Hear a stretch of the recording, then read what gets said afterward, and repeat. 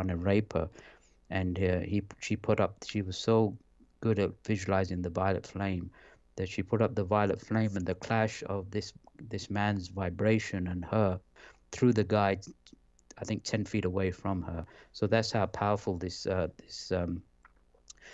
was a very guarded secret, but the cosmic masters have given this to mankind. So if it's a good form of protection, and at the same time, again, bring down the white light. Doesn't matter who you are, what race you are, what religion, what creed. It doesn't matter. Just bring down the white light through your brain, through your heart center, out to the world. And if you need some guidance on it, there's a website. If you want to join in, I join in this prayer circle.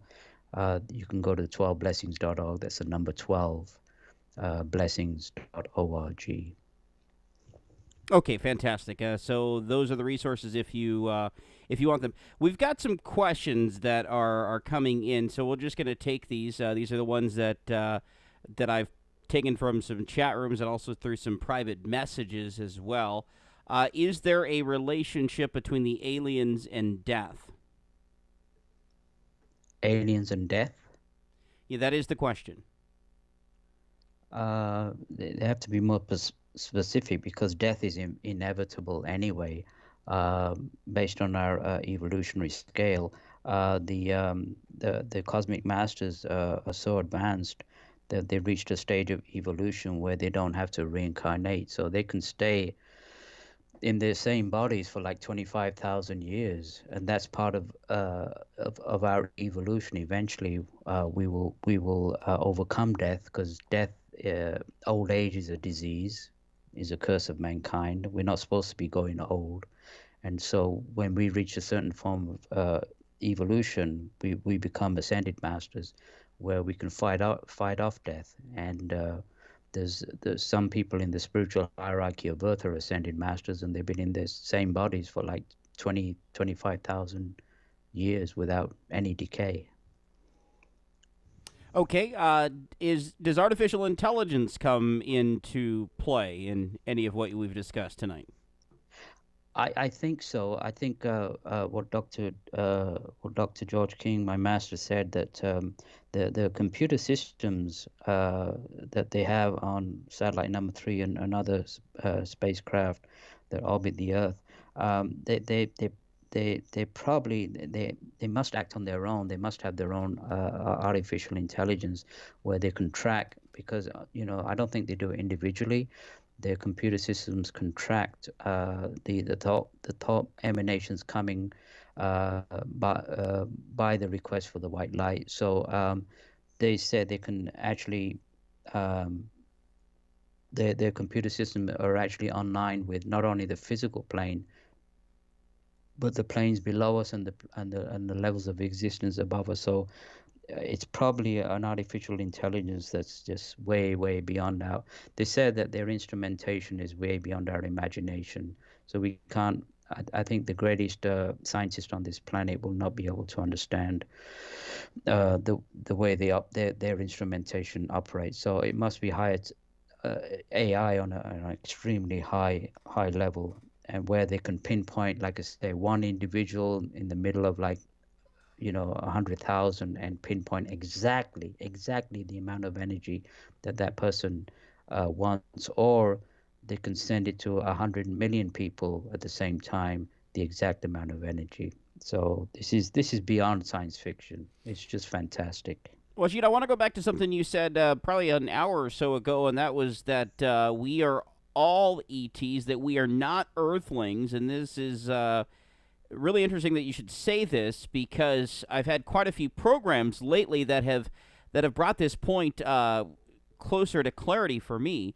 Actually, in the oneness factor, that we're all connected, and these ETs, the reason they look different is they have to look different to stand out to get our attention. But as far as all of us being from the planet Maldek, where is that? Where is it located? Is there still a civilization on Maldek? Did it evolve over time? Maldek is the asteroid belt. So we destroyed it, and all that's left of our home planet is the asteroid belt. and and and humans could not survive. So that answers that question. yeah, and also, we have a conscious mind, we have a subconscious mind, but we also have a superconscious mind that remembers everything from our initial birth billions of years ago. And there's still something in us. You've heard that phrase, "Beam me up, Scotty, take me to the next planet." There's something in us. We look at um, space movies, superheroes. And so there's something that's still within us that's longing to go back to the stars. And I think there's still that part of us that longs, because we know deep down inside us that what one time we were very advanced individuals. So that's the draw to all these. It's not by chance that we're drawn to all these space movies, science fiction movies, and all that, because there's a certain element of truth in these movies that we're attracted to. All right, fantastic. So we had a question about what someone refers to as the God seat. Apparently, this person had some sort of experience where they felt at one point like they were on God's throne. So, were they? Any insight on that? Well, the cosmic masters have said that we're all sparks of the same divine that expressed itself.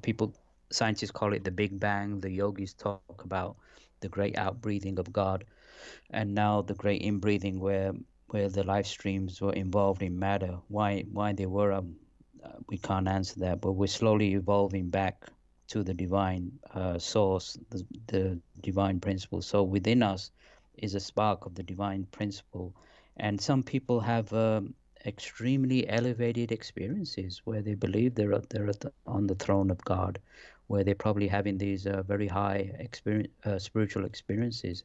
That's another thing with cooperating with the cosmic masters, is that the more energies you send through you, the more you'll be able to raise your vibrations and have some of these highly mystical experiences. All right, fantastic. So let's go ahead and talk about the great change and what that's going to look like. That's going to take about 5 minutes, you said, so I want to make sure we can do that before we run out of time. Okay, so I'm going to read from another book that my master wrote called "The Day the Gods Came," which refers to the initiation of Earth, when the cosmic masters got together. And I'll read a chapter in there called "A Bright New Dawn," and I want to leave with hope for your listeners, so that they realize that there's, in the future, that they can look forward to a beautiful world, and not the world that we're looking at right now. This is Maya right now. This is not real.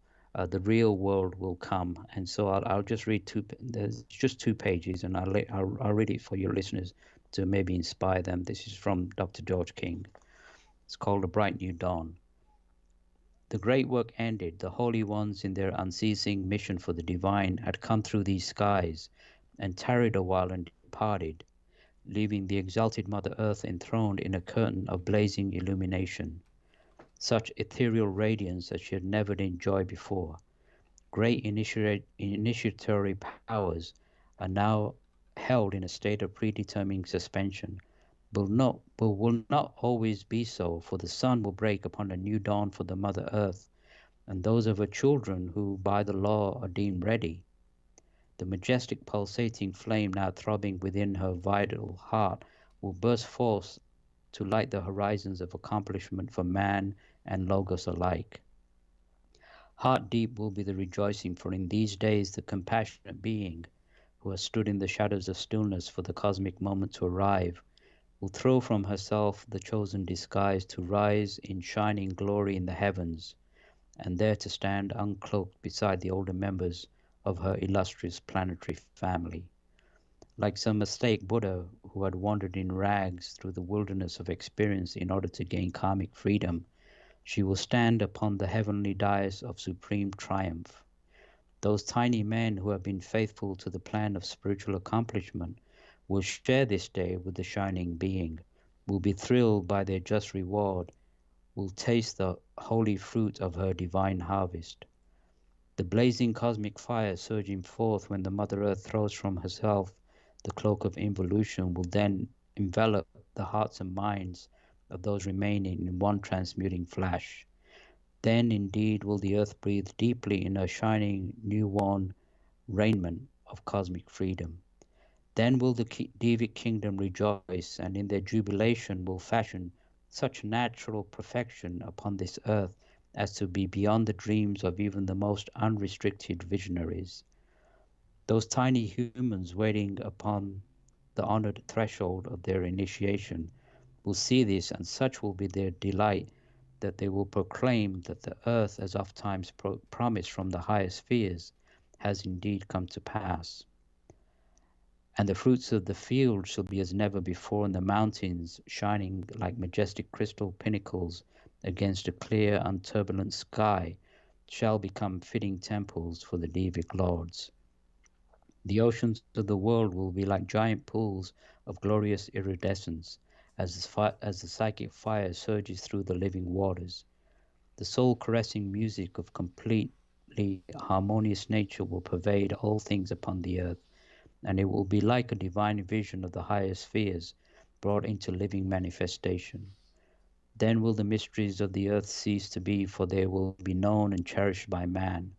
When this time comes, which as sure as God it will, then the few remaining, being adepts, will look into the near heavens, and the sky between their faces and the moon will not be colored blue, nor red, nor dark as now, but will be scintillating with 1,000 different hues.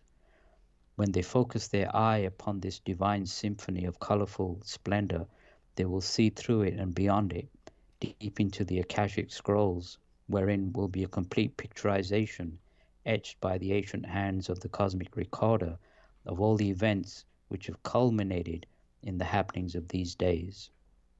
Their scanning eye, controlled by a mind concentrated in a single purpose, born only in the womb of deep meditation, will be arrested by one happening standing out vividly as does the birth of Earth herself. In the universal symbology which will be understood in these days, there will be one date which will stand in glorious prominence, and that day will be July the 8th in the Christian year of 1964, and the happening which is related herein will be unfolded to the watchers as it has been unfolded to you, but in living detail. And thus will the great architect which has designed it all close one chapter of the old cosmic book and open up the next, and think and cause manifestation. And so will evolution continue through the timelessness of endless space and on into mysterious infinity. Well, that about sums it up. And so, what we've basically said here is not everyone is going to make it through here. But everybody is going to be given the opportunity. But no, you're right. Not everybody is. In fact, Dr. King says a lot of people will not be able to stand the vibes. So again, the choice is ours. It's we can make the choice. You, me, everybody else. We have to, we have to stand up now and realize that it's do or die. Either stay here or go somewhere else. It's the masters have declared it. So yeah, you're right. That's it, Jeremy. Now, are there going to be rules that are going to have to be followed in this new world? Well, one thing in the new world, there'll be no motor cars. There'll be no pollution. The Earth has a way of self-healing. She's a there'll be a complete change. There'll be no borders. There'll be no countries. There'll just be open land and sea. No political parties? No, there will be no politics. There'll be no wars. There'll be no economic system. There'll be none of that. All that will be. Oh, and one more thing: women will rule the world. Yeah, I put that in there deliberately because women have been so oppressed over the centuries by men, and one aspect of the raising of Mother Earth being a female entity, it will empower the women of Earth. Probably not the political women, but the custodians of the Earth, the you know, those who are close to Mother Earth, and they will be in prominent positions. They will be custodians of the planet, and they will be compassionate custodians, and they will have prominent positions in the new world. They won't be subservient to men anymore. A Mother Scorpion would like to know if orbs are really our cosmic masters.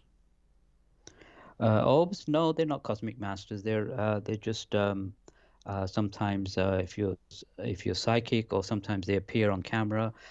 They could be just manifestations of maybe basic nature spirits like elves, gnomes, and that kind of stuff, fairies. They're not cosmic masters. Wajid, any final comments for the audience this evening?